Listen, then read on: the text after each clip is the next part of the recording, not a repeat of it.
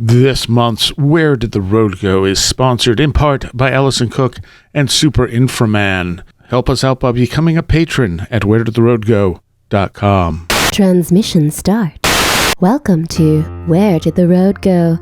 Join us as we wander off the path and explore lost history, consciousness, the paranormal, unexplained mysteries, alternative thought, and much more.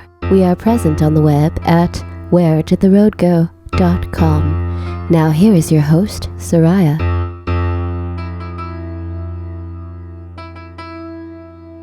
Welcome to this edition of Where Did the Road Go? And tonight I have with me Chad Redding. Hey, Chad. Hey, what's up, Seriah?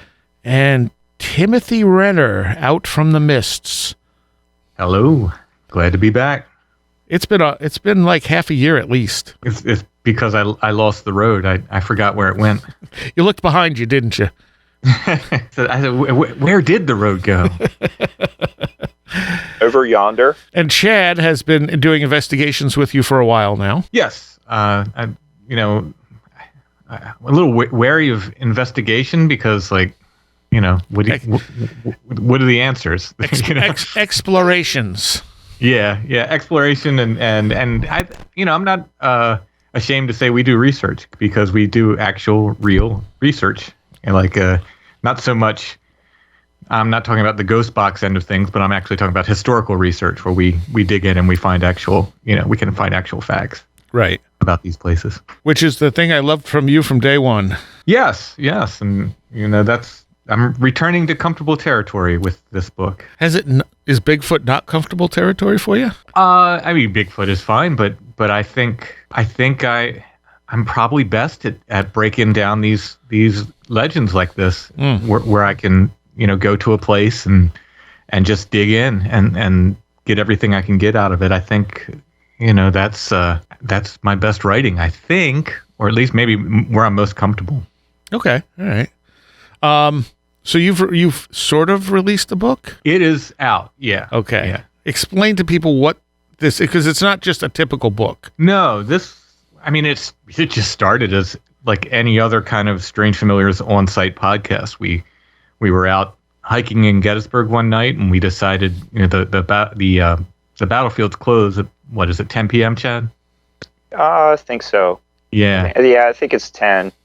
And we're looking for someplace else to go, and I said, "Oh, hey, there's this bridge," So we went there, and it was just gonna be an on-site episode, and then probably by our second or third visit, we had been looking for like a kind of a big thing to do for episode 300. I knew it was on the horizon, and by our second or third visit, I think we kind of looked at each other and like, yeah, I think this is it.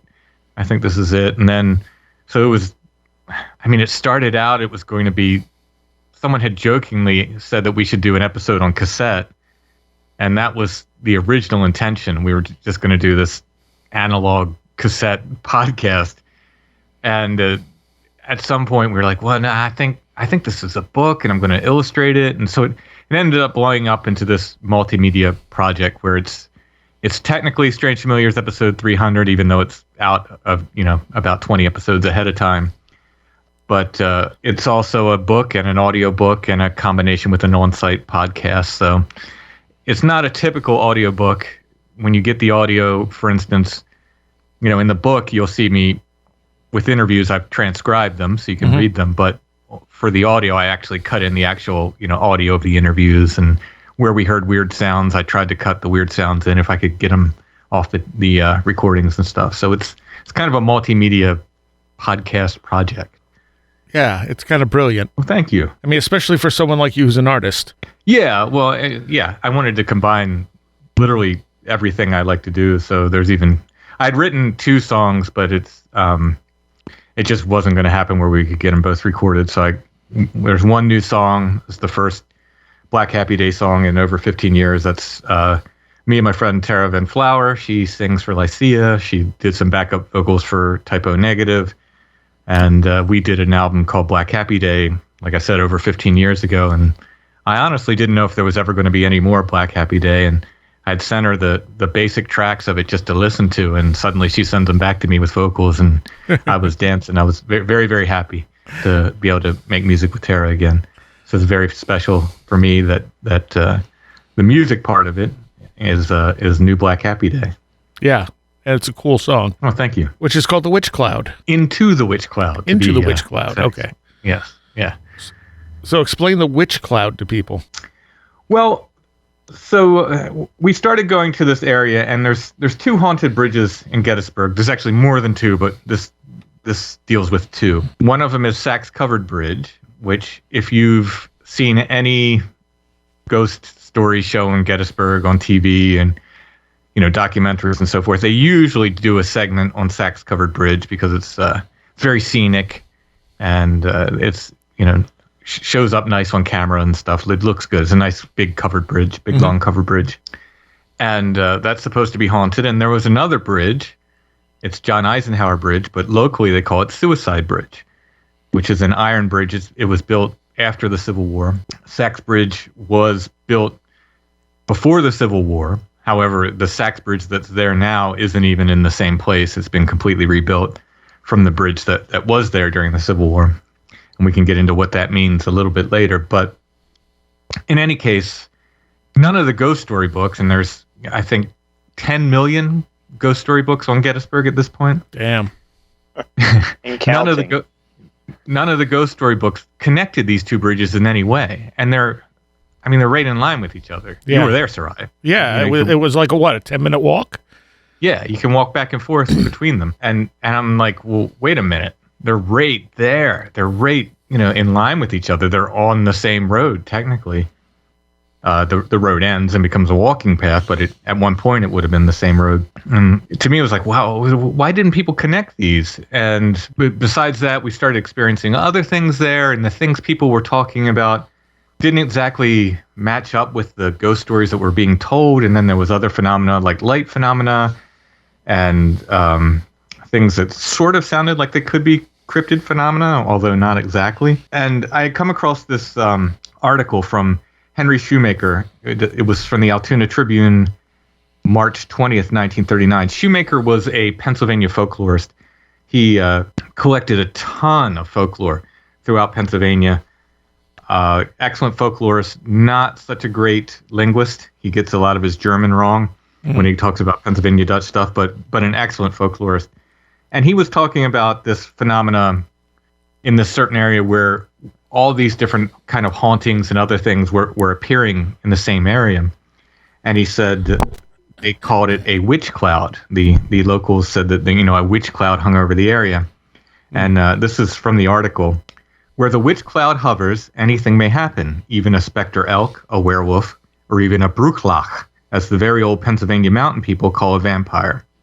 So it was basically the idea that there were multiple paranormal things happening in one area, and they kind of said a witch cloud was hanging over the area, and we sort of started using that term as a way to sort of not necessarily define what's happening, because how can you define any of this stuff, but as a shorthand to say, like, yeah, there's a lot of stuff happening there, and maybe this witch cloud explanation is as good as any. Okay, all right. And I was there with you after Albatwitch for a while, and that you have clips of that on is it the bonus part of the audiobook? Yeah. So I think I really need to do the math properly. I did the math quickly one day, and I think there's over 3 hours of audio altogether with this project. But the last, let's see, 1, 2, 3, 4, 5, 6 tracks of it are the night we went and just hung out and kind of got your feelings on it. And when people weren't there, we had some interesting experiences. And then one of the guys that leads ghost tours there, he gave us some new information since the last time we talked to him. His name is Clinton. Yeah. And it definitely had a weird vibe to certain areas there, very specific areas. Yeah, and it was interesting because the places you were talking about were, the book was written by the time you went there. So the places that you were going, well, this is weird right here. I'm picking up on something right here. These were the places we were talking about, like absolutely 100%. That the initial place, as we were walking away from the bridge that was on your right, I think you said, I don't know if did you hear something or did you just catch feelings? It just felt really weird. Yeah. that's the place, that's the main place where people talk about. Because I stopped after we passed it, and I turned to you guys and went, "What's over there?" and pointed back. Yeah, and we didn't. I mean, I don't think we told you anything about it. We just went there, right? Nope. Okay, yeah. No. Yeah, so the stuff you were kind of picking up on and talking about was almost like confirmation with other stuff we were talking. It's like, yep, that's the place where people go that far often and turn right around, and they won't hang out in that area too long either. Yeah, you have an interesting conversation with a couple of ghost hunters who kind of just went to that bridge, turned around, and left. Yeah, and they, I mean, I think the quote from the one guy is like, because we said, well, maybe we'll see you around again because they come to the area regularly, and he said, yeah, but not here. You would think, being ghost hunters, that's exactly where they would want to go. Yeah, ghost hunters are an interesting bunch. I mean, we all are, I suppose. And not to say a bad thing about them, I think their approach is just different, most of them. Well, I noticed when we were there were, Clinton there was leading those tours, and there were like, I don't know, 6, 8 people there, all running very loud ghost boxes and stuff like that. And it's just like, what do you think you're going to get with all this noise and all these people around? Yeah, and that was one of the things we noticed. The more people you have there, the less happens, honestly, in our experience anyway. Wouldn't you agree, Chad? Agreed. Yeah. Now, which of you started going to this bridge? I went there first with Adam from Paranormal. Adam Sane.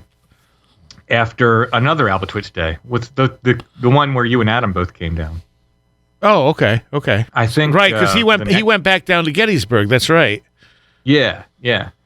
And I met him over there. We had lunch, and we went. And I had just written Beyond the Seventh Gate, and I kind of was, considering myself immune to these sort of local legends that were unprovable. And I was very flippant because, I had heard of this suicide bridge, and I went there, and I thought the stories were about people jumping off the bridge. And I was joking around and calling it Broken Ankle Bridge. Right. You wouldn't be able to kill yourself jumping off that bridge. I didn't know that the stories are supposedly people hang themselves from the bridge. But in any case, when I went with Adam, I was very kind of flippant. I had just written Beyond the Seventh Gate and was kind of like, kind of debunking these local legends and stuff. And just was kind of unimpressed. I was there with James, who was helping me with Strange Familiars at the time. The two interesting things did happen. He went to urinate, and I left him. I drove away, and as he you went do. in. Yeah, just goofing around. I drove about 100 yards up the way and turned around. I was joking like we were going to leave him there, and he came out of the brush, and he was not happy with me. He said when he was relieving himself in there, like he said, the brush just started shaking all around him. He was pretty shook. And then when I got home, I looked at some of the pictures, and one of the pictures shows it's not an orb, it's a light on the bridge. It's in front of the ironwork, and it looks like a little flame when you blow it up. It's really interesting. But those are the only two things that happened. But then it was years, like, I don't know, 2 or 3 years went by, and that night when we were hiking on the battlefield, we wanted to go somewhere else. I was like, well, there is this bridge thing. You want to go to this bridge? And Chad's like, yeah, we're here. We might as well go. And then I think Chad picked up on right away that there was more going on there, I think. And Chad, how did you get into doing this with Tim in the first place? Oh my. I was corrupted. No, I met him, like, I had actually contacted Tim because I had a run-in with, I guess you could say, the other on a trail known as White Rocks. And I had always had, like, odd stuff happen growing up because I'm from York County. I've had stuff happen in the area where I grew up. Of course, I've been in and out of Gettysburg because I lived in Adams County for a short time, probably like within 10 minutes of Gettysburg. So I spent a lot of time there. But I never really, like, gave this stuff much notice, if that makes any sense. Yeah. And one day I was on this hike with a friend of mine, and we were up on this mountain ridge top, I guess you could say. And I just had this, I guess that would be what I called a Class B encounter, Tim, is what that would be. Sorry, And, Skype moved where their mute button was. Yes. Yeah, I guess, okay. Class B. It would have been a Class B. So a friend of mine told me about the podcast, and up to that point, I never really gave podcasts much notice. And I contacted him, and he said, "Hey, yeah, I want to get your story. Let's go check this out." And I took him on the hike up there. And So what happened to you? Oh, what happened to me up there? Yeah. To make a long story short, basically we had hiked on this trail and it's pretty. When they call it White Rocks, it's called that for a reason. Basically, if you think of the mountaintop as the back of a stegosaurus with all these white quartzite rock formations coming out of the top, that's what it's like. And we had basically went up the mountain. As we were going up the mountain, it was early on a Friday, we actually ran into like a tree. It was just the whole day was just started off odd. And basically what happened is we found this tree that was smoldering from a storm the night before. Struck by lightning. Yeah, struck by lightning. And I went back down the mountainside to call the fire company because there was no signal on that side of the mountain, which is not uncommon. And I left him there to just keep an eye on it. I'm like, just put out any embers that come down, just kind of step on them, because there was literally up in the wind, there was bark like falling off the tree. And I made the call, and I'm coming back up, and next thing you know, he comes barreling down the mountain, and I'm like, what's going on? What's going on? And he said, I saw something. And he had seen something go up the mountainside, I don't know, 30 yards away from him, if even that. And this guy was a hunter, not afraid of the woods. He knew what animals looked like. He had no idea what it was. The best way you could describe it would have been like, something moving on all fours. So it was like a golden color. And right away I'm thinking, there's a phase color of black bear that they call a honey bear. It's like almost looks like a golden retriever color. And I said, was it that? He's like, no. He's like, no, it did not look. It wasn't that at all. He said it had no neck. Like he didn't see a head or anything. He just saw this back, and if it was a deer, it would have bounded off.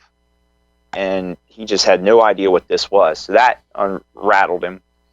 And he said, I was yelling at it, and it just walked right up the mountain and just did not care. Didn't run, didn't go any faster. It just ignored him and went up to the mountaintop. Oh. So we ended up hiking along the ridge. We got to the top, and we were going along the ridge, and this particular trail joins the Appalachian Trail at a place called Center Point Knob. It's the old halfway point for the AT. And we passed two other hikers who were coming from the AT towards off this side trail, because there's a lot of side trails that come off the AT. We passed them, and basically we got almost to the end of Center Point Knob, and we had this unearthly, it was almost like a growl howl is the best way to describe it. I mean, it was just horrible. It was almost, the best way to describe it would be like almost like a howler monkey, but a little more high pitched and more with also a low tone. And it lasted longer than anything of that size or any human could have made that noise, if that makes any sense. I mean, it was it lasted a long time, or seemed to last that long time. So that was further down off the mountainside, off to, like, if I'm facing that one ridge, it was off to the right. And immediately, my friend's like, we got to go. And me being who I am, I'm like, well, I want to know what that was, what the hell that was.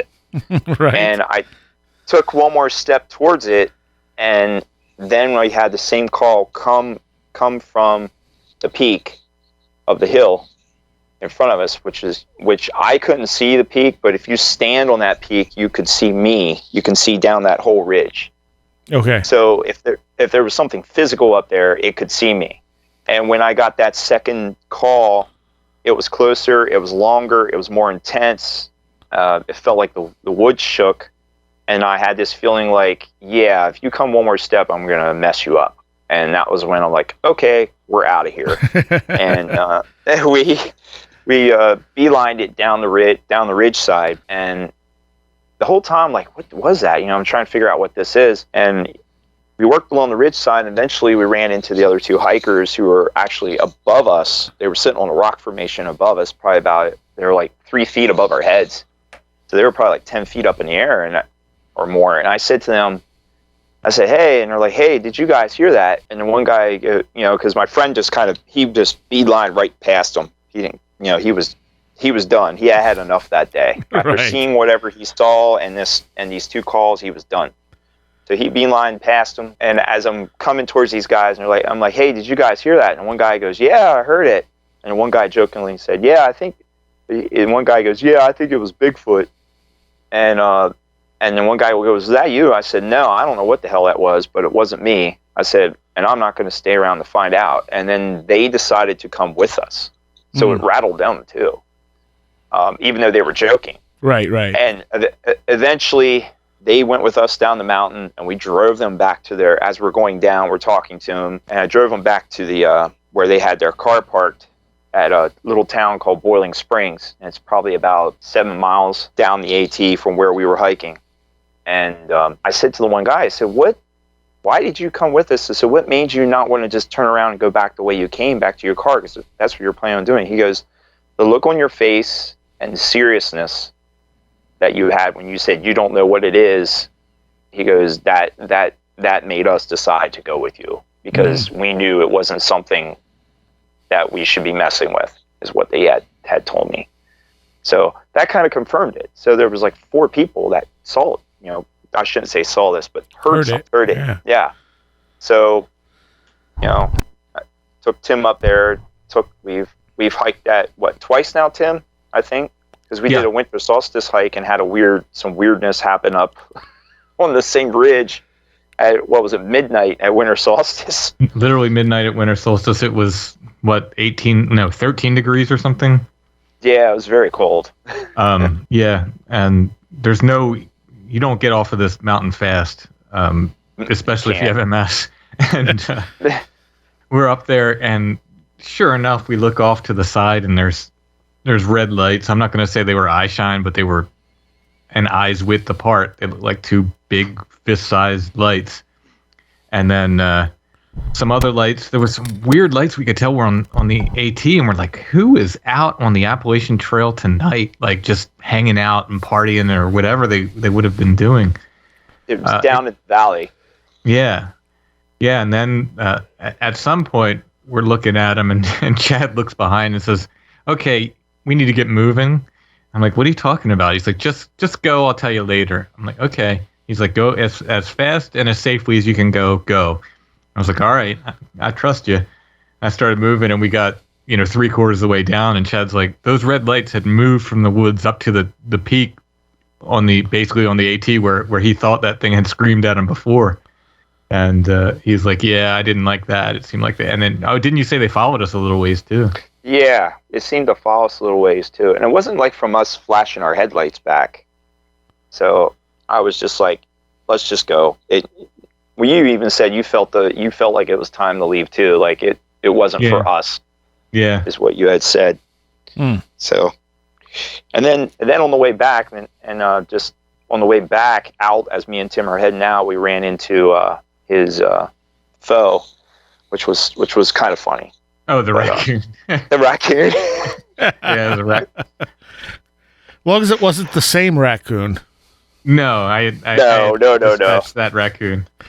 But what did you say, Tim? Yeah. I'm sorry? What did you say? I had dispatched the original raccoon. Right, that's why I said as long as it's not the same raccoon. Yeah, that would have been real bad.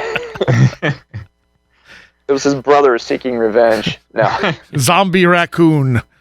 Yeah. I heard something tearing at a tree, and I'm like, what? Is there a bear out here? Like, because it was making a ton of noise. We heard it long before we saw it.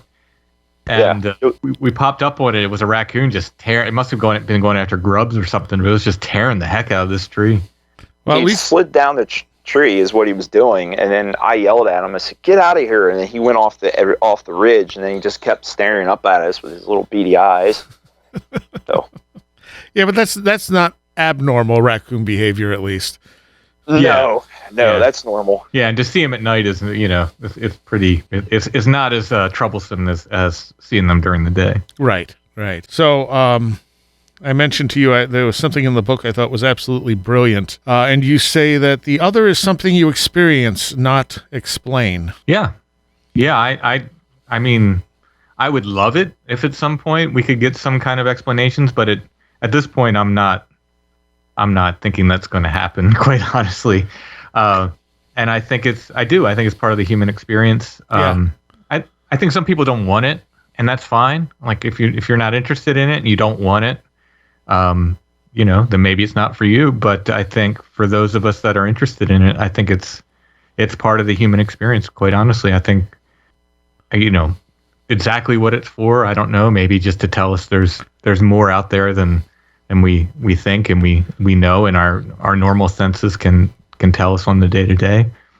But I think it's there. I think that's why our ancestors talked about it, and that's why we talk about it, and Jung talked about it, and John Keel talked about it, and Fort talked about it, and and all the different manifestations and ways that people have talked about these things. I think it's experience across the human board, and I think it manifests in different ways probably, but I think it's we've gone over this idea. I think it's all connected. I just don't know how. I don't know exactly how, but I think it is all connected. It's interesting because we haven't really talked about this stuff in a while, even when I was down at Albatwitch. But you were comparing this to a web. Yeah. And that is the exact analogy I've been using the last 6 months or so. Oh, really? So apparently we're on the same wavelength, because I'd never heard you use it before this book, and I don't think you've ever heard me term it that. I don't think so, no. I mean, but if you think about it, and I know, we probably don't think about this or anything in exactly the same way, but I think we think about it in similar ways. Yeah. And I absolutely credit you for sort of bringing some of that to my world. I mean, I did talk a little bit about the interconnectedness of it in my first book, but I wasn't really digging in that hard about that. And certainly talking with you sort of brought some of those ideas to my world a little, or at least brought clarity to some of them, as clear as any of this stuff can be. Go ahead. I think it's natural probably for, like I said, we're thinking about this in a similar way. I think it's probably pretty natural that we would both come up with that similar metaphor, the spider web. Yeah, because I don't think it's all the same thing. I think it's when you tap that web that you get any number of these phenomena. Yeah, exactly. They might be the same, but who can say? Right. But right. But certainly. Yeah, you, like I said in the book, you pull one strand of the web, you're gonna pull the others too. Right, and I think that's how synchronicity tends to work too. Is that you tap that section of the web, and the synchronicities just gotta get pulled into that point. Mm-hmm. Yeah. They're in there too, certainly. So it's kind of like when you think about like gravity. When you push down on a surface and you have a ball, and then everything kind of goes towards that point where you've pushed down. Yeah. That's another way to think of it too. If that makes any sense. I mean, I, like most people before I met Tim, because he I guess gave me clarity too. I guess you can say, thanks, Seriah. I, like most people, most people want to put things in nice little boxes, whether it's flesh and blood or Bigfoot and ghosts and all that. And now that I guess I've been corrupted, for lack of a better word, I look at this with that more open eyes and more open, I don't want to say broad spectrum view, because it's really not. If you know what I mean, it's not a broad spectrum view, because if you say broad spectrum, that means you're not looking at everything in detail. But it's like when you look at it with this wider view, you take in everything instead of just focusing, and instead of trying to put things in a box, you miss things. Now I don't miss things as quickly. Well, it seems to me that a lot of researchers, when they get a set idea, okay, I'm looking for Bigfoot, will then ignore anything that doesn't fit that box. Mm-hmm. Right. Yeah. And that's this is a perfect example, this book, because here we have these two bridges, and the major story with Sachs Bridge, the wooden bridge, is that there were these 3 Confederate soldiers that were supposedly hanged there, and people have claimed to see the apparitions of these. We were there and heard people talking, quote unquote, with ghost boxes with these supposedly hanged Confederate soldiers. And Suicide Bridge, the Iron Bridge, the other bridge, supposedly had these people that were hanged on it.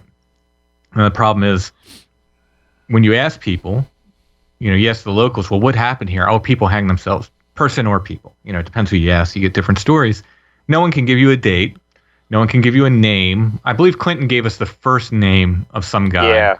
Was it Andrew or? And I said, well, when did this happen? I can't remember what it was. I said, when did this happen? And what do you talk? Come on. And he right away said, it's just local folklore. I don't really think it did happen. And I said, okay. Because I looked and any kind of suicide that happened on that bridge should be in the papers. There should be a note of it somewhere. Right. I found nothing of the sort associated with that. And then, Chad has some friends that are pretty serious Civil War historians. And very serious. He asked them about the hanged soldiers, and they said, no, there's no record of that. So at some point, somebody made up the story of the hanged soldiers, I think, and it became, quote unquote, known history. And then there's the story of these people hanged from the Iron Bridge, which may just be a conflation of the hanged soldiers, from the wooden bridge, or it may be something else. But in any case, I don't think any of these things actually happened. But yet people claim to see these ghosts there relative to these stories. So now people are seeing ghosts of people that never actually lived, which is incredibly interesting to me. But I think we need a new definition of ghosts then, because we can't be talking about the spirits of dead people, because these were people that never lived. These were stories. Yeah, absolutely. And one has to wonder how much of that we're literally creating without realizing we're creating it. Exactly. I mean, is all of this, dark energy around, this John Eisenhower Bridge, so-called Suicide Bridge, is that because, umpteen legend trippers and however many hundreds of ghost hunters, every week or every month or so come there and just bring the energy of like Suicide Bridge to that, Yeah, exactly. There's a whole heck of a lot of intent there. Right. I mean, when you see, I don't know how many nights we were out, and I think the one night, I forget which night it was, Tim, but we were out and it was just like one ghost hunting group after the other, after the other, after the other, at both bridges. Sachs especially. If there are hanged, and I'm making air quotes here, Confederate soldiers there, they're probably going crazy trying to talk to all these ghost hunters that show up there. But it's just the amount of people that come there night after night after night to both places is just jaw dropping.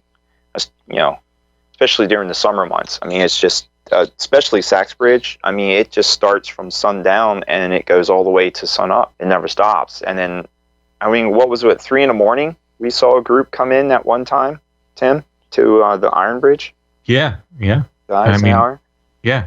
And that's relatively new, I think, because when we first started going the year before, we weren't running into ghost hunting groups there.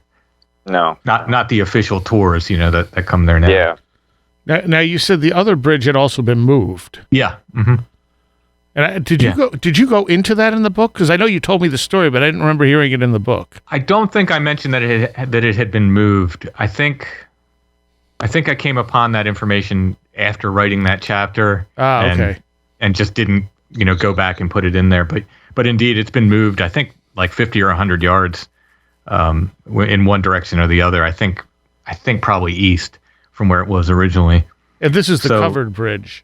Yeah, that's the covered bridge. And go ahead. I'm sorry, Tim. Again, we have, ghosts haunting a structure that wasn't even there during the Civil War.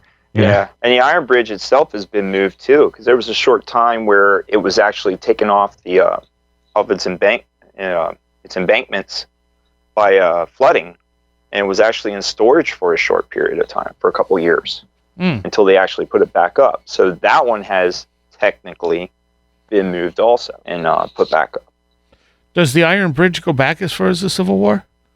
No, I think it's 1884, I think. So, a good few years after the Civil War, which is why a lot of people, if you're just a strict ghost hunter and you believe that, ghosts are the spirits of dead people and can't be anything more, I guess I understand why you wouldn't connect the two bridges, because why would they be connected? Because one was the Civil War thing and the other, came after. But I just can't help but look at them, so close together and say, yeah, come on now. There's no connection here? Yeah. And there's that cold spot, too, in between them. Mm-hmm. Yeah. Pretty severe cold spot. Definitely, at times it's been the coldest cold spot I've ever felt as far as like going into haunted places and stuff. The one time was it the first or second time we went during August? It was unbelievably cold for an August night. It was very. Wow, this is unbelievable. So yeah, there's the cold spot there. There's lights, in the woods, just weird lights that we can't figure out what they are.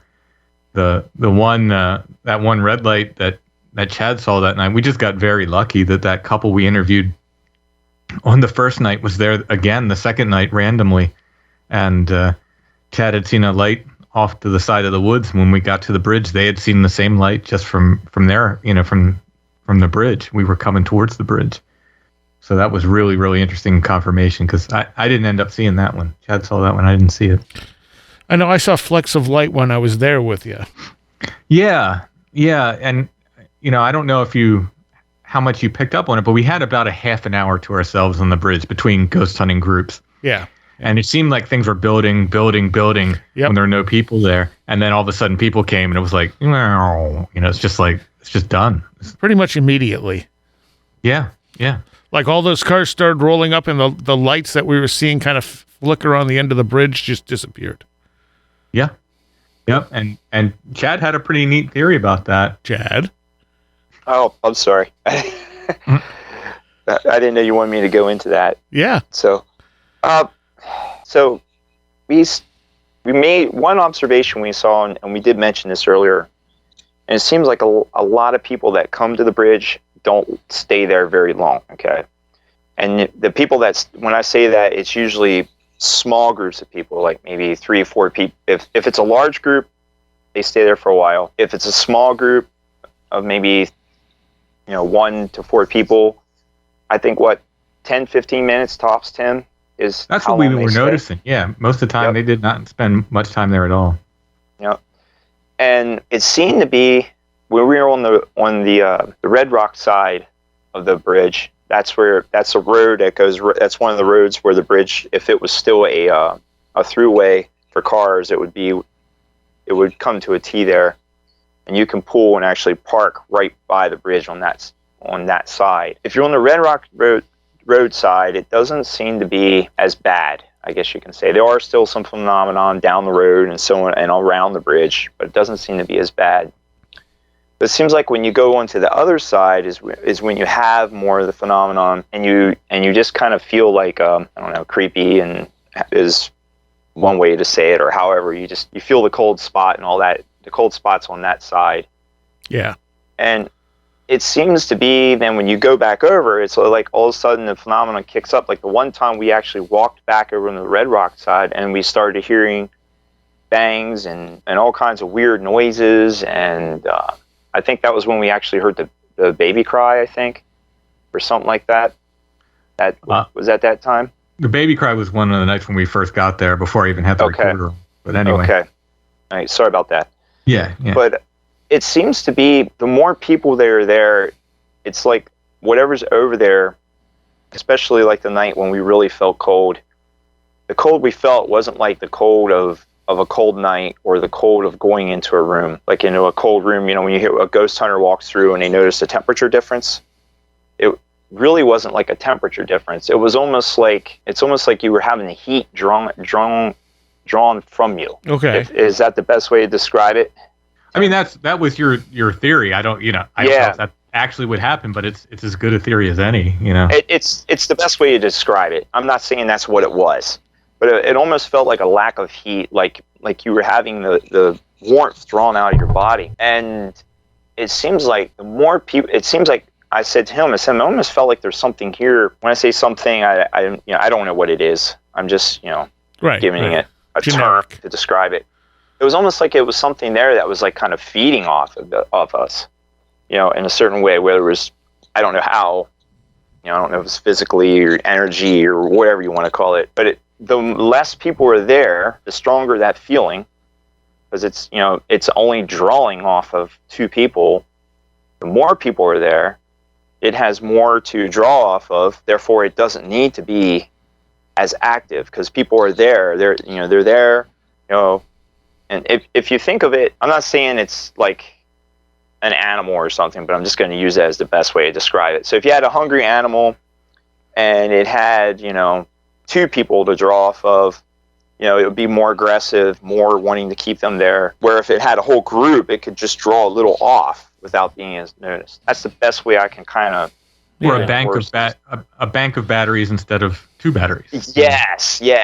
So you have more. If you had to power a device and you had 2 batteries and the device needed X amount of power, you'd be drawing harder on those 2 batteries versus like if you had a battery pack with multiple batteries, it would be less drawing on.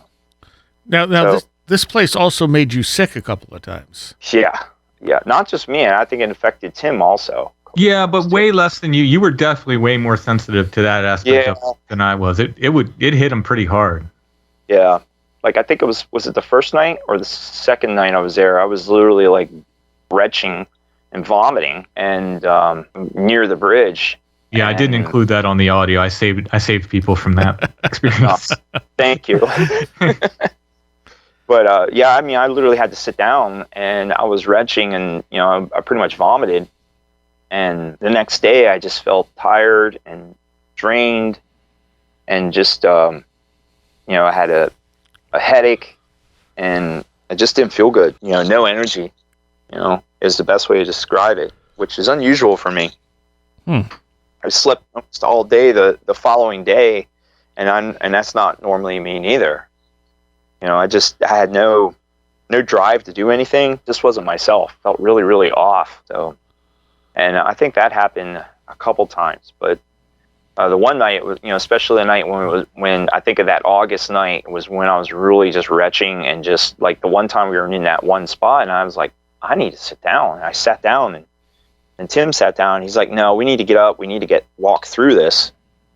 And then once we got beyond that, I was okay, because we were walking to Saks, and then coming back through, I had the same reaction and I was just vomiting. That's when I actually fully vomited. I just uncontrollably just started retching. I don't know why. I wonder if there's something in that area that is emitting some kind of frequency or something that affects some people more than others. I don't know. I mean, there's no. You mean like man-made frequencies? No, I mean natural. You mean like just something other that's. Yeah.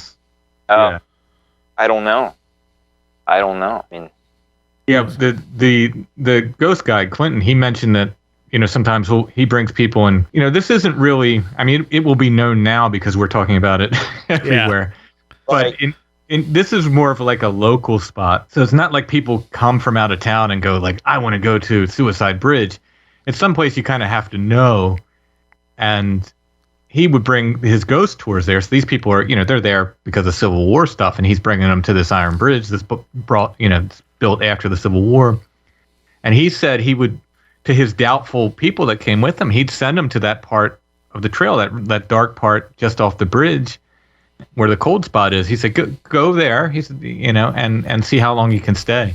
And he said people would go there consistently and turn around, in very quickly and just say, yeah, I don't like it there.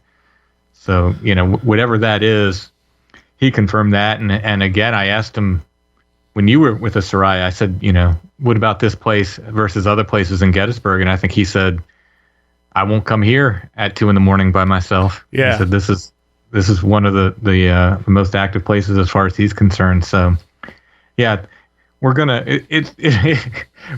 Unfortunately, we've probably doomed ourselves for ever having a moment alone there by doing this book. But yeah, so be it. Yeah. Well, the thing I noticed, like. The graveyard here that's really active. Activity usually, every once in a while activity just happens, but usually it's when you're there for a while and you're sitting like we were on the bridge when we started to see the flickering light on the end.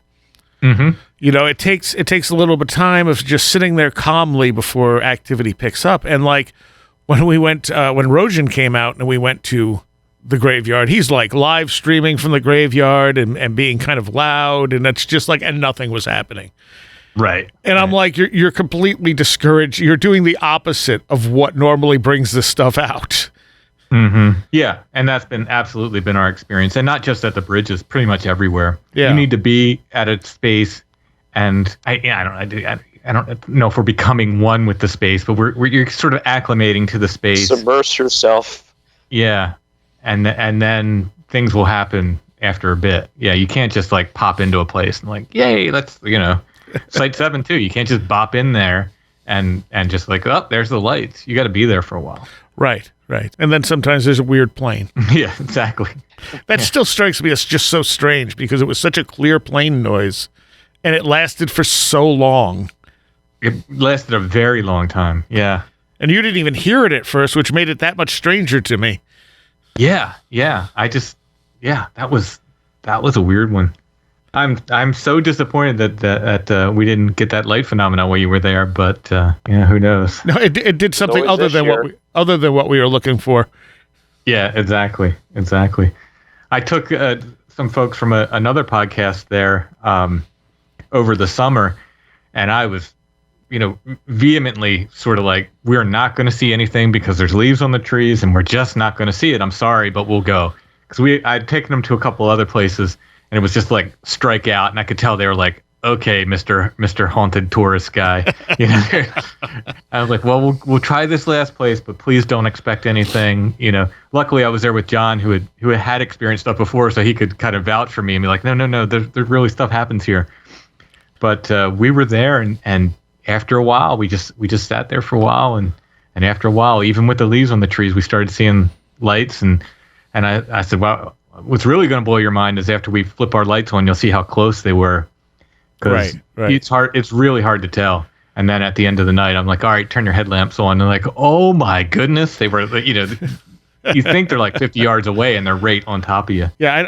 I don't remember. There was intermittent light stuff there that was very, very quick that I wasn't even 100% sure I saw when I was with you. Right. And then there was the rock hitting your truck, which was interesting. Mm-hmm. Yeah. That happened again when we were there with those other folks in that podcast. Stuff kept hitting the ground near us, and I said out loud to the woods, hit the Jeep. And it didn't hit the Jeep, but then I drove John home and let him off at his house. He got out of the Jeep and leaned back in, like shut the door, then opened the door back up, leaned back in, said, there's a really weird sounding animal right behind us. Didn't say anything more, shut the door and went in his house. And I'm backing the Jeep up, and then something hits the top of the Jeep, like all night I've been asking, like, hit the Jeep. And then right then at his place, something hits the top of the Jeep. I was like, oh, okay.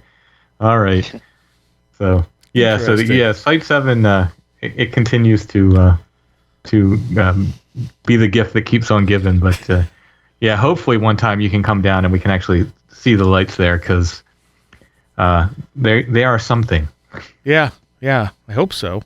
So this was something I was thinking about when I was listening to this. There's a number of points, and this happened while I was there, where we heard something like a dog bark, but it didn't sound right. Mm-hmm. And I'm wondering if whatever energy is there is actually distorting normal sounds. Not like intentionally distorting it, but whatever that energy is, when sound waves move through it, it distorts it. You see what I'm saying? That's really interesting. There's one of the sort of barking sounds I caught on the actual audiobook portion. I mentioned sounds like it's warbled tape. Now we're using digital recorders. It's not warbled tape. Right. But that's really interesting you said that, because that's what it sounds like. It sounds like an old warbled tape. Very interesting. Like it's going through a field of some sort that's distorting it.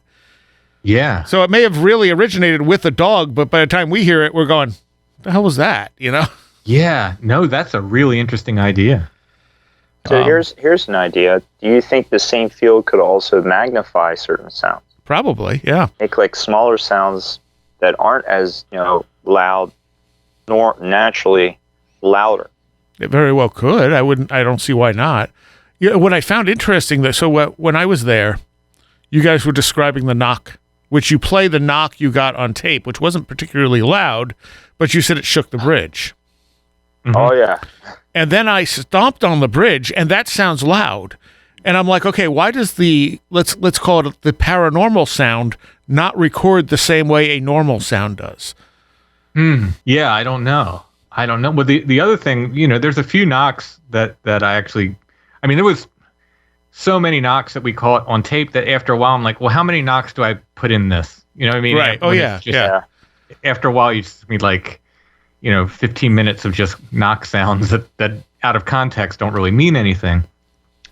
But many of the ones I caught, and we didn't notice this at the time, it's actually a double knock. You'll hear a loud knock and then a later knock. It'll be like knock knock.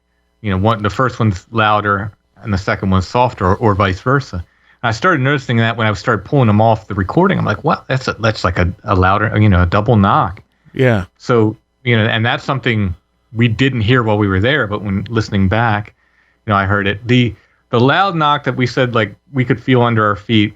It's so disappointing on the recording. I know. The only thing I can tell people, and the only thing I can tell people is imagine being at a rock concert and then imagining listening to a recording of a live rock concert. Yeah, that was actually one of the notes I took. That's such a great analogy for this stuff.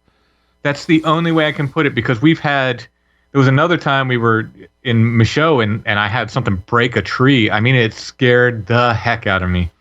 And it was so loud, it was like a cannon going off. Right. Yeah, it was loud. And it sounds like a little pop on the recording. And I'm just like, I cannot believe that. I was so excited to get to that. I'm like, oh, this is going to be so impressive. This is going to be amazing. And it just didn't translate. And the same thing with this bang on the bridge. It just really doesn't translate. And I wonder if when these things are not natural sounds, like if it's something that has something more to it, and that's why it's hitting us stronger. If if our senses are sort of compensating, like our senses are saying there's something weird to this and makes it louder for us, makes it more distinct for us. Yeah, maybe. I'm absolutely sure there have been recordings of other poltergeist knocks in different cases and so forth. Oh yeah.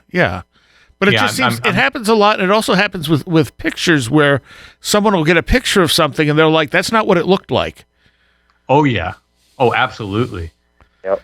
Yeah. We at Site 7, people are like, why don't you take pictures of these lights? Because they just look like white pin lights out in the woods. Yeah.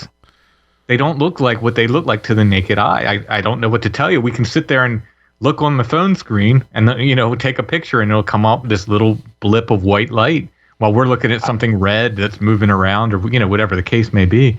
It really doesn't translate.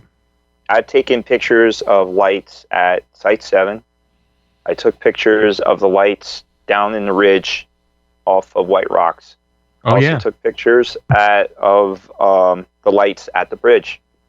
And most of them, like he said, either look like pinpricks.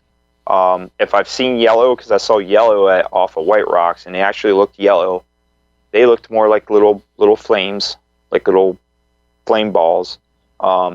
Two that I've taken at the bridge. One looked like the flame, like the one you caught, Tim, and one just looked like a pinpoint of light. Mm-hmm. Yeah. So they're not very impressive. It's I have to have a camera.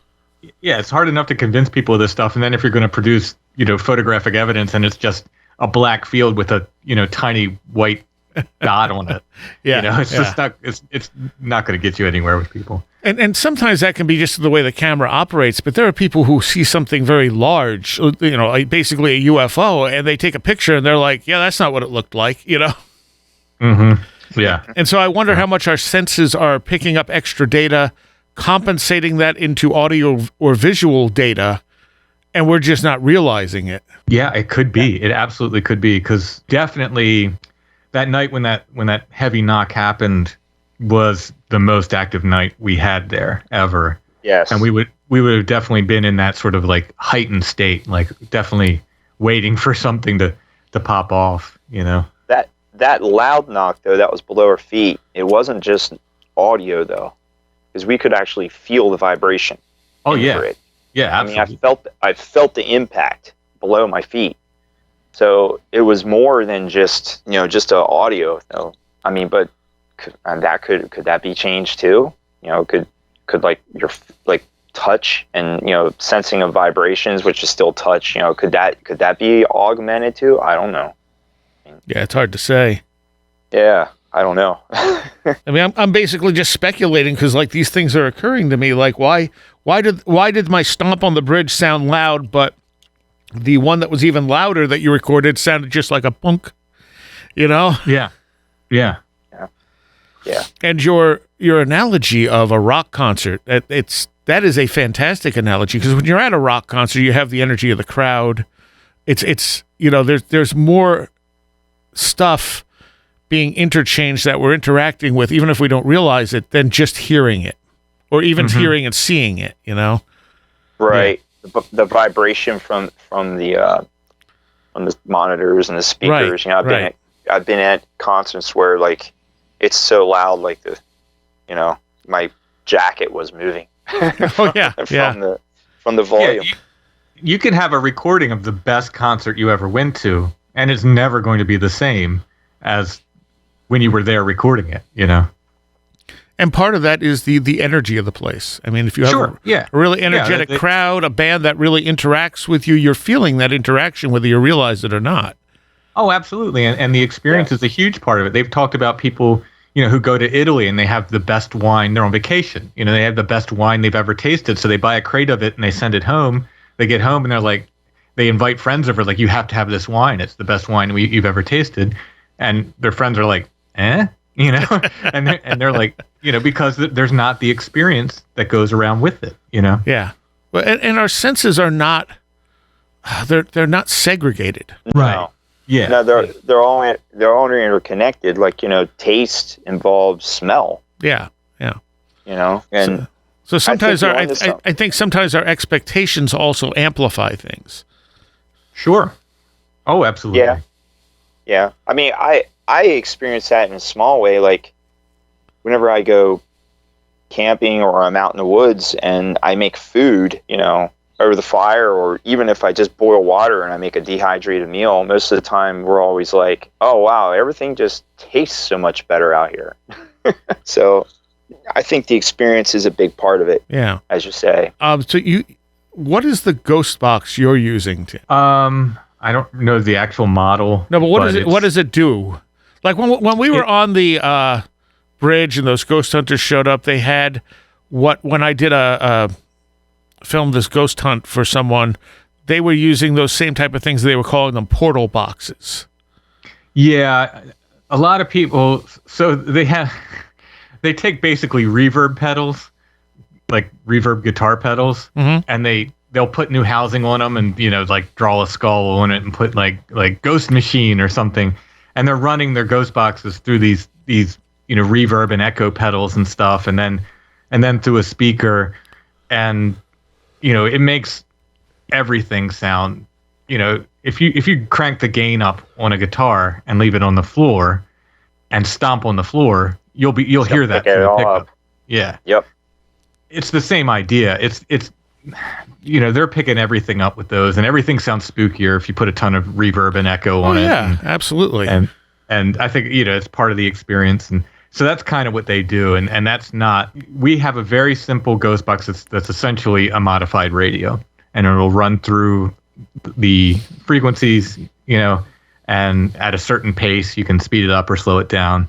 So you'll get snippets of speech or music or whatever band you're on. And we use a modified Estes method, and I know nothing about the origins of this. I learned it from Hellier. Yeah. I wouldn't know about it if not for Hellier, and I don't pretend to know its origins or anything. But for this, we kind of chose, Chad seemed to be more sensitive to it, so we kind of put the headphones on him, and we don't blindfold, because Chad's like, if I can't hear, I really don't want to be blindfolded on the bridge too. So I stand behind him, so he can't see me ask the questions, he can't hear me ask the questions, and I can't hear what's coming through on the ghost box. So we have that separation that way. And so I don't hear, essentially I can't be influenced by what's coming through the ghost box. He can't be influenced by the questions I'm asking him and pick out stuff, that's coming through the ghost box. And as I mentioned in the book, if somebody wants to say, like, this is audio pareidolia, okay. If somebody wants to say, well, it's just you influencing this is your subconscious, I think that's incredibly valuable information anyway. If it's not something other, if it's something from within, I would say that's still pretty cool. So we've had times where we've done it, where we've gotten, basically nonsense answers that don't make sense to any of the questions I'm asking. But the sessions we did on the bridge seemed to be pretty pointed, like almost like whatever, was pretty much answering my questions. And the way I put it is, if there is something other, if this isn't just us, either through, like I said, audio pareidolia or our subconscious doing it, if there's something from the outside reaching in, what's available to them is whatever signals are coming through the radio. So you might not get the exact sentence that it wants to say. It might give you a suggestion of something. It might want to say something and have to give you symbols, but the answers we got in these sessions seemed like, pretty interesting responses to the questions I was asking. Yeah, they definitely were. I have a problem with ghosts knowing how to use this technology, or the other knowing how to use this technology in a sense. You know what I mean?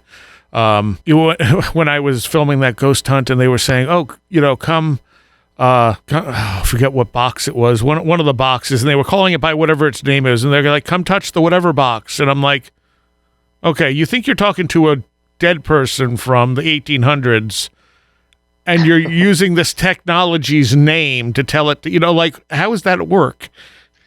Yeah, but I also think about, so Men in Black, they seem to show up in cars that are like, what, 20, 30 years old often. Right. They're dressed, 20 or 30 years, fashions 20 or 30 years ago. And in the Mothman prophecies, they were getting phone calls, Yeah. So at that point, that technology, by the 1960s, phone technology is pretty old at that point. And I've often wondered, so why aren't we getting texts from this stuff now? So if John Keel was getting phone calls, why don't we get texts from it? Well, I did have a dream. I had a dream that Greys were texting me. And they were texting me some what I felt was very interesting and pertinent information that, ended up being part of a big dream. So I wonder if the other does kind of use the technology, but they're behind a bit. You know what I mean? Yeah. If they can affect it, and I don't know. Yeah, I don't know. But I wonder if it's just something, just like I said, just grabbing snippets. And if time doesn't work for the other the way it does for us, which is something I feel that must be part of it. Yeah. Because it can't. I don't know if anything can know the future, but if time doesn't work the same way, then it can make these predictions and these suggestions and so forth. So if it could, in a sense, look ahead on the radio dial and go, okay, in 30 seconds, this guy's going to say something that I can use to match up to what this guy just asked. This person just asked me on the bridge. Again, I don't know, but maybe it can do that. Maybe it has to do with this bending of time, or this way it doesn't use time, or doesn't react to time, or doesn't exist in time in the way that our consciousness does, I'll say. The other things that occur to me is you may have created essentially a synchronicity machine. Mm-hmm. Absolutely. Or it might be using you, and I think this about EVPs sometimes too, that the people actually implanting the EVPs on the tape are the people investigating. They don't realize it, and it may be that the other is communicating through them. It's not directly implanting something on the tape. Right. The person is being, is implanting on the tape because they're almost channeling the other without realizing it. Yeah. Yeah, exactly. And I mean, your whole, I don't know if you've named your sort of time loop theory. Like I said, as a shorthand, I kind of call it like future echoes thing. I mean, that absolutely may be going on. And in fact, huge impression I got. So a big part of it is at some point, this whatever was, quote unquote, talking through the spirit box seemed to be addressing me, and it said, "You're the one, rings around me." And I quite literally had this sudden, very clear vision of myself on that bridge, drawing a magic circle and performing a ritual and trying to manifest, whatever was there. Very, very clear image of myself doing that, to the point where I thought, I have to do this. One thing led to another. I kind of felt like, I don't know if I was being led into it or something about it was making me uncomfortable. And I thought, well, I don't think I am going to do this. However, after, I decided I'm not going to do that. We were talking to that fellow Clinton, and he tells a story about one of his friends coming to the bridge one night and finding a magic circle. Well, he caught a pentagram, but same idea, drawn on the bridge. And I immediately thought of your theory. I thought, I wonder if I was picking up on whatever ritual that was somehow, and in whatever way influenced the spirit box, and it came back to me through the spirit box. And that's what I was picking up on when I got that kind of idea that I had to do that ritual. Yeah. I'm kind of disappointed you didn't. Yeah, it's just not me. I understand that. Yeah. Because the thing you saw was very ceremonial. Mm-hmm. Very. And you've always been more the folk magic, the chaos magic type of stuff. Yeah. The folk magic, is way more my thing these days. It's just not me. I mean, in the vision, I was in full robes and everything. It had the candles and the burnt offerings and all that, to the point I was talking with Ren about it. Like, okay, how do I go about doing this? Right. And then one of the major things that kind of made me start to pull away is I had no clue where Chad was in that. Like in that vision, if you want to call it that, it was just me. And I was like, well, what does Chad have to do with, where is Chad? Because he was with me. He was the one, doing the ghost box. He'd been with me every single visit. And that was like, well, wait a minute. What's Chad's part in this? Like, is it trying to separate us for some weird it's just something about it just hit me. And I was like, yeah, I don't think I want to do this. So yeah, who knows? It just didn't feel right neither. Yeah. I think the more we thought, I mean, at first, because I was all like, yeah, let's do it. I was with him like, let's do this. I think it's something we need to do. And then the more he thought about it, and we both bandied it back and forth, we're just like, if there is something there trying to lead us, we shouldn't let it, whatever it is, decide. Yeah. You know what I mean? What we do. I think I would have done it my way instead of the way it was showing me. Well, there's an idea I didn't think of. There you go. Should have ran it by Seriah. I mean, that's just how I would, because I'd be like, well, I'm not going to do that, but I'll do something else, Right. Because you, I'm not, the ceremonial stuff does not sit well with me at all. I don't like it. I never have. Like, I found it fascinating reading about it, but I was like, nope, I feel silly doing this stuff. Yeah, it just, like I said, it just doesn't hum for me. Something's hum. That just doesn't hum. Yeah, I like that term. I definitely like that. And it's not anything against people who do like that type of stuff, because it does put you in a certain headspace. It's just that it doesn't do that for me, unfortunately. Yeah, I'm not saying there's no value to it. I'm just saying just not me. That's all. Just not me. I mean, you already look like Gandalf, so. We did, we're not going to say where, because we know there's, people are going to be going there now, but we did set up a sort of gifting area that we do check with some regularity. We haven't had much action with it yet, but we'll see. Maybe we'll see what happens with that. Interesting. You did leave that recorder there at one point. Mm-hmm. Yeah. And you got stuff on that. Yeah. That, some pops and bangs. Not as many as when we were there, but there were some on that recorder we left. We left it for about a half an hour, I guess. We just, on that night, like I said, that most active night, we left it there, and we just kind of drove away, and let's see what we get. And it was so late, I doubt there was, well, in fact, you couldn't hear anybody during that whole time that we had left it there. Nobody came to the bridge. It was also cold, I think, that night, wasn't it, Chad? Yeah, that was November. That was like a couple weeks ago. I guess 2 weeks ago would have been like a year that we had been there, and it was like at least in the 20s. Mm-hmm. Yeah, it was chilly. It was pretty late, and there was nobody there at that point in time. Yeah. Nobody was coming. I mean, you could hear some pops and bangs and stuff, but definitely more when we were there. And then when we went to pick it up, that's when that big bang happened. It was like Chad had gone and retrieved the recorder and was coming back across the bridge. And that's when that one we could feel in our feet happen. It kind of escorted us out for the night. Yeah. Okay. All right. Okay, we're done. Yeah, we are done. It was just saving up, waiting for you to come back. Yeah. I mean, Chad thinks it was trying to like, hey, I'm still banging, come back. Stay here, stay here. We may have been, but we were tired as heck at that point. Yeah. I mean, well, we were excited too after that. But well, see, when we put the recorder on there, when we hit it, and we came back to the vehicle, and we were getting ready to leave for a half hour, that's when there were a lot happening, and that's when I said to Tim, I said, it's almost like it's trying to get us to come back over. I know I keep saying it and this. I shouldn't do that because God knows, but it was almost like hey, come on back over, guys. Come on, let's play. And have you guys gotten anything from the covered bridge? It's hard because people are always there. Oh, okay.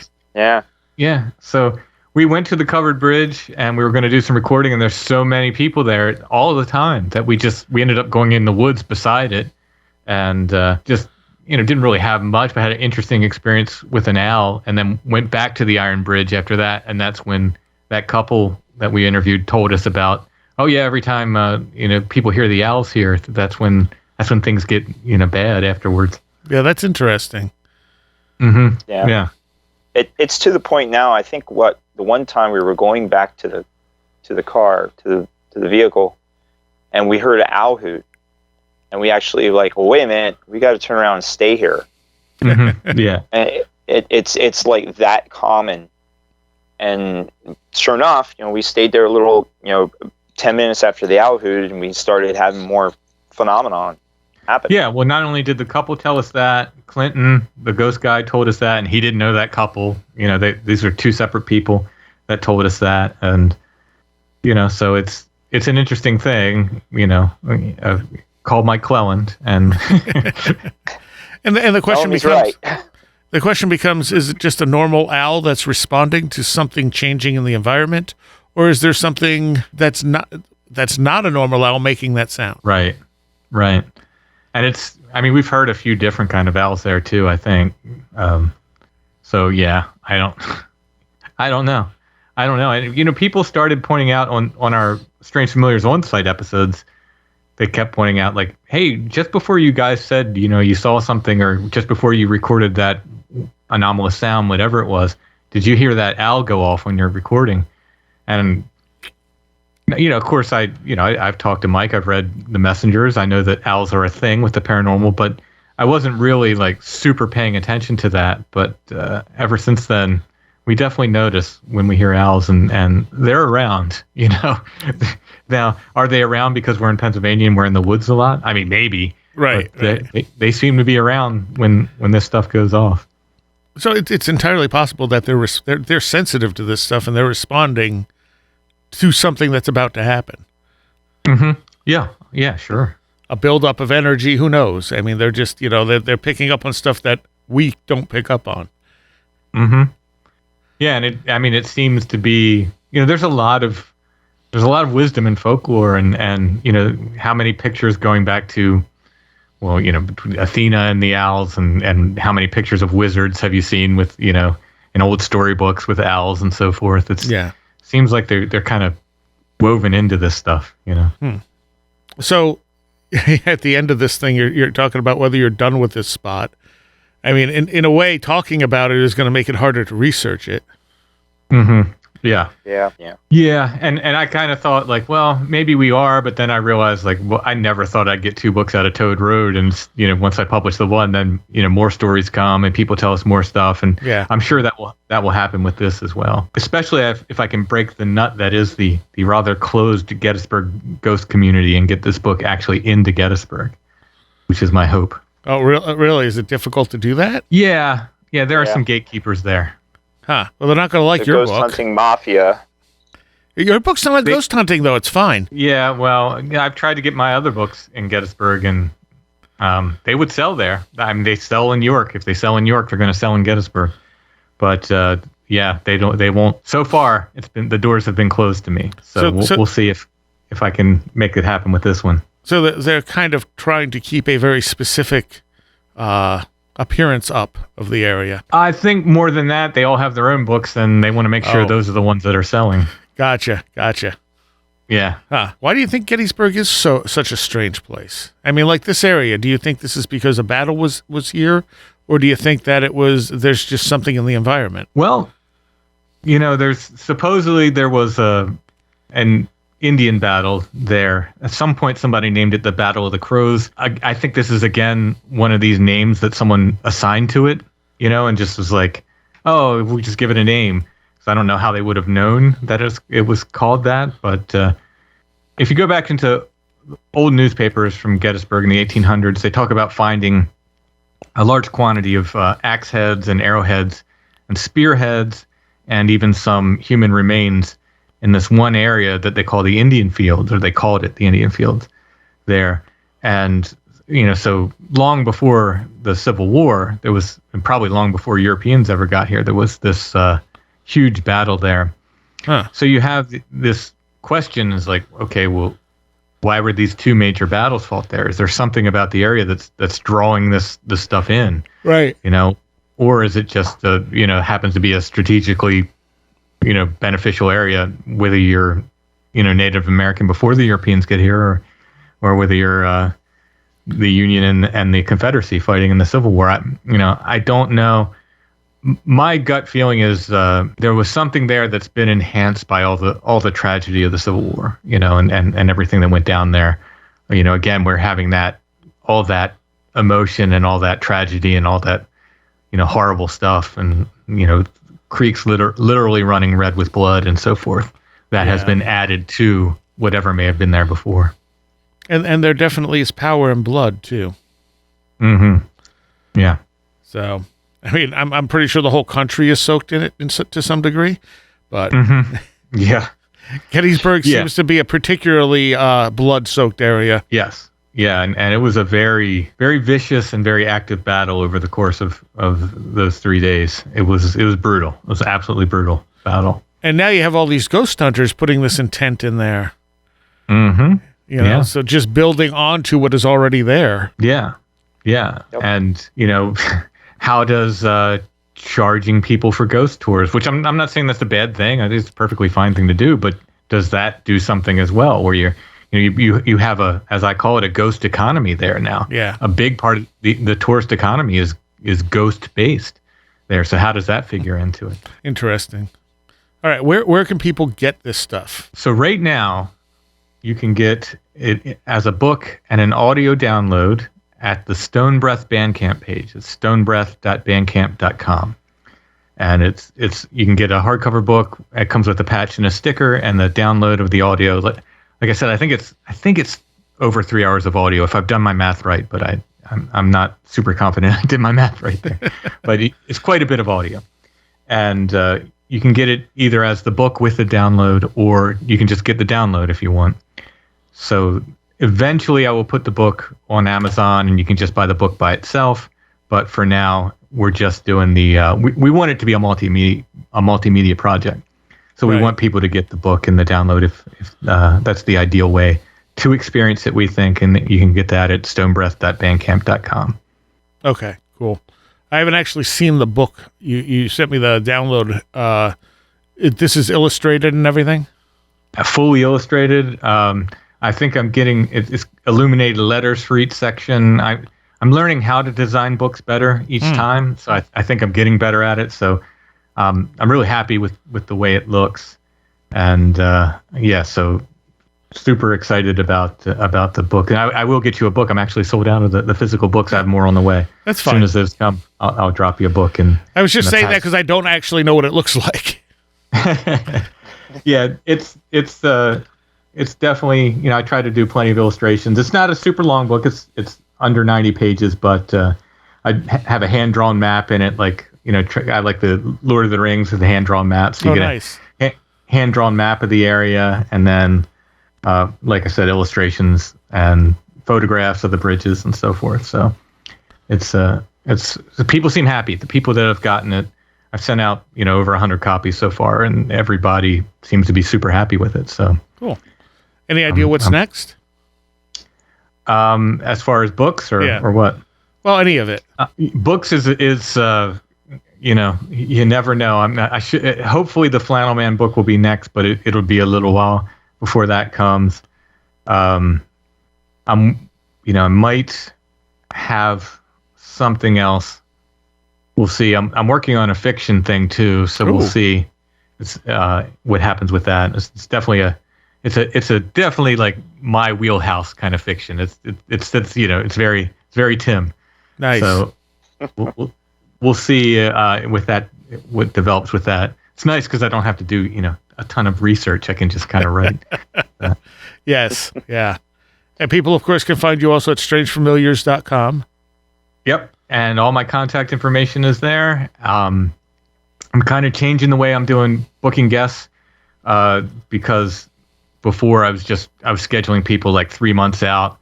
We're going to kind of change that in the new year, and it will be better for me and better for guests. So people will be, kind of scheduled a couple weeks ahead of time instead of months and months ahead of time.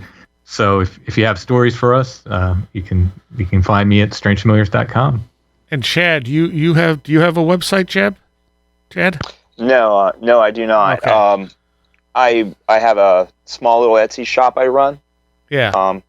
Which is Ruck Rabbit Outdoors. I'm also on Insta. Go ahead. Say that again.